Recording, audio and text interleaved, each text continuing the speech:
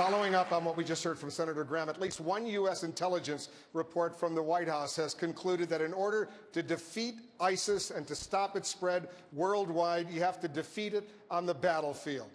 You've called for more U.S. troops in Iraq, but you say that sending U.S. troops into Syria would be a mistake. How do you defeat ISIS with no U.S. ground troops in the country where ISIS is headquartered? Well, there's all sorts of theological reasons why we may not want to go into Syria right now to take ISIS. But let me set that aside for a moment and say this. ISIS is a caliphate. They've established a caliphate, the first Sunni caliphate since 1924, when Ataturk disbanded the Ottoman Empire. They've established a caliphate, and under Islamic law, good Muslims who see them as a legitimate caliphate are required to follow them. That's why we have people in this country who see them as a legitimate caliphate, which is the leader of the Sunni Muslim world. They are required under their law to follow them. How do we defeat their caliphate? Well, it's very clear in Islamic law how you do so. You take their land. You have to take land back from the caliphate, and in the Islamic world, that delegitimizes the caliphate. It makes the caliphate unsuccessful, therefore not blessed by Allah, therefore you should not follow it. We need to take back the land in Iraq, and we need to use Sunnis, not Shiites, not Iranian troops, not Shiite Iraqis, but Sunni Muslims in Iraq and the Kurds, the Peshmerga, and take back Iraqi land. I believe if we did that, you would see ISIS begin to collapse. And then we could look at other ways in which we're going to deal with it. I have great hesitancy based on ISIS' desire to draw us into Syria, and a particular town in Syria, for their own, again, apocalyptic version to go in with ground troops in Syria at this point. Senator Graham, you're shaking your head. Yeah, it's just you're not going to win that way, Rick. There's nobody left in Syria to train. Between the Russians and Assad, they have killed all the people we've trained, and our president sat on the sidelines and watched people get killed that we entice into the fight. There is nobody left to train. I would get the Arabs who are threatened by ISIL just as much as we are, along with Turkey. We would use their armies. They have modern armies, 90% them, but some of us have to go, folks.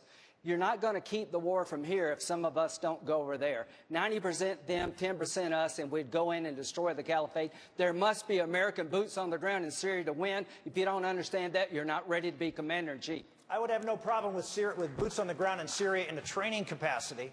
I do not want American troops on the front line in Syria because I don't believe that that would serve to the interest. Again, understanding what ISIS is preaching. You have to learn what they're telling their people. They want to draw the United States, they want to draw the great Satan into Syria, into a particular town in Syria, because it's consistent with their theology. And you say, well, this sounds like gobbledygook. It's what they believe. And if we don't take seriously what they believe and how they're able to attract people, then we're going to make mistakes, like invading Syria with a ground force and bringing them into the battle that they so deeply desire. I'm going to bring Governor Pataki in a minute, but go ahead and respond, Senator Well, Graham. number one, dead men don't preach anything. If you don't understand we need a ground force to go into Syria, then you're not ready to destroy ISIL. Rick, there's nobody left to train inside of Syria. Let the Arabs fight this fight, pay for this war, but they need our help. The difference between me and you and others is that I see you got two choices. Fight them over there, they're coming here. They're planning another 9/11 as I speak. Paris was well planned. They wake up every day in Syria trying to find a way to hit us here. If I'm president, we're going in with the Arabs and Turkey, and we're going to destroy them before they hit us here. We're running out of time, folks. Governor Pataki, should the U.S. send ground troops into Syria? Wolf, I think the answer is we have to send troops with allies and supporters wherever it is necessary to destroy the training centers, recruitment centers, planning hubs of ISIS. 2 points, though. First of all, today, Saudi Arabia announced a coalition of 34 states, mostly Arab, but other Muslim states, to engage actively in a war against radical Islam.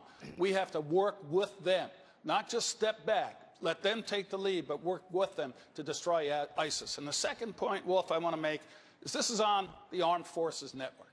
And thank you for doing that. Because I'm sure watching this debate this evening are some of our soldiers deployed all over the world.